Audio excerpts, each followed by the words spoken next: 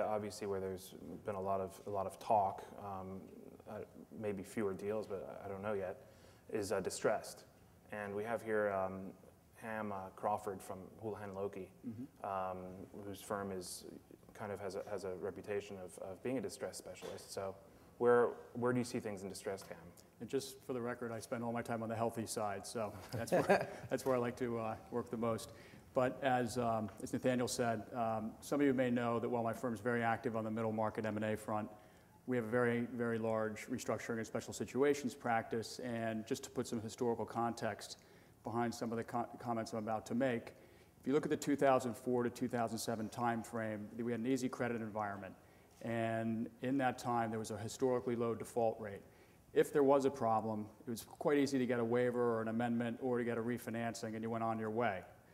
All the while, kind of into early 2008, we were watching the continuing mounting levels of high yield and leveraged loan volumes, and we were actively going out to sponsors and saying, you know, there are going to be some inevitable situations with some of these highly levered deals that are going to go the wrong way, and there will be a playbook, and we're going to provide that to you as to how to put money to work in these distressed situations, provide relief to the company, and provide some value to yourself.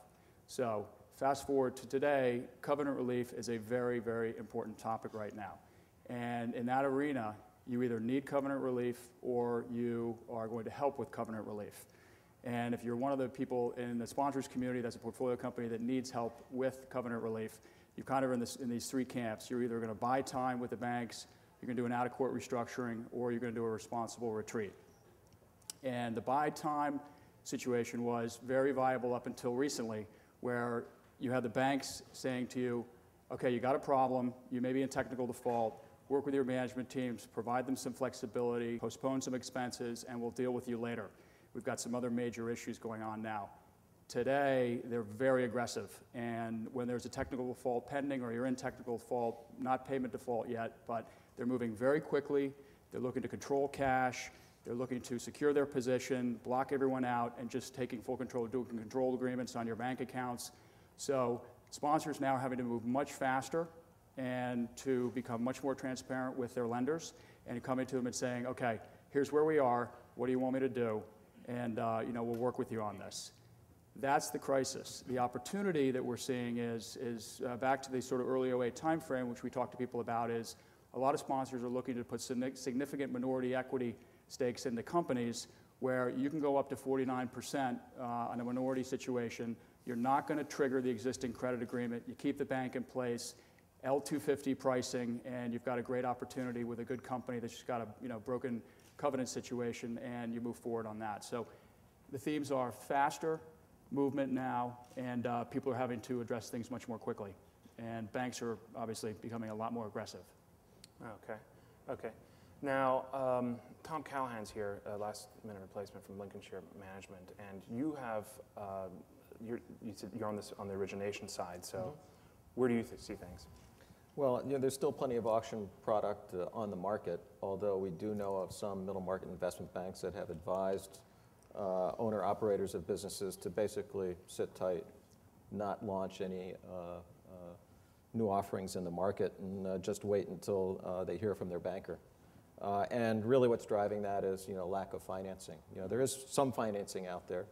It is quite conservative. Obviously, those lenders that are still on the playing field can afford to be highly selective. They can afford to ask for much tighter covenants and better terms. So the few deals that are getting done are typically, you know, 2 or 3 years ago we would have considered them to have been over-equitized, but I think that's where we are today. And I think lenders are typically asking for 40–45% equity in small middle market deals where Lincolnshire plays. We've always been a value player. You know, for the last 20 years, I think our average entry multiple has been under 5.5 times trailing 12 months EBITDA. So obviously the past 2 or 3 years have been highly challenging for us to get invested. And so we kind of, you know, turned the situation upside down and said, well, let's take advantage of these leverage multiples by becoming a seller. And so we sold 8 portfolio companies in the last 24 months.